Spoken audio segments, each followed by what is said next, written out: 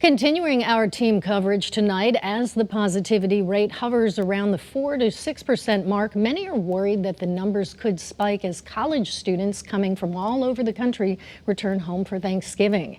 Channel 3 Eyewitness News reporter Matthew Campbell is live in Rocky Hill with the new guidelines the state now has specifically for those students. Matthew, what are they going to need to do? Yeah, Patricia, there's 4 things that students will need to do, and traveling for the most part is discouraged. But if you are a college student, it's really unavoidable. So you can take a live look right here, 91, it's pretty empty. So that to change, though, as we get closer to Thanksgiving.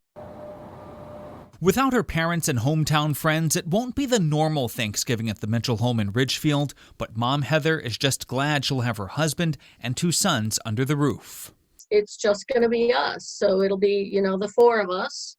Thomas will be returning from his sophomore year at Cornell and will be home for the holidays and the new year. He'll even be home for the days leading up to Valentine's Day. He goes back, I believe, February 9th. That's because universities are doing their best to limit travel due to coronavirus concerns. Later this week, the Mitchells will make the 4-hour drive to Ithaca to get Thomas. We're bringing him home Friday. Connecticut is welcoming him and every other out-of-state student with these guidelines, which include a 14-day quarantine, getting tested before and after leaving school, not quarantining with the elderly or any at-risk family members, or having any parties or reunions. For Thomas, it'll be easy since Cornell has been testing students twice a week. My son goes on Wednesdays and Sundays. It makes Heather a little more comfortable having him back home. A test is a moment in time. And so you can test negative today and potentially be positive tomorrow if you got exposed. But knowing that in that 2-week period, he's had 4 tests and he'll have had a test 2 days before we throw him in the car and drive him home. Mm-hmm. That definitely gives us, that gives us some confidence.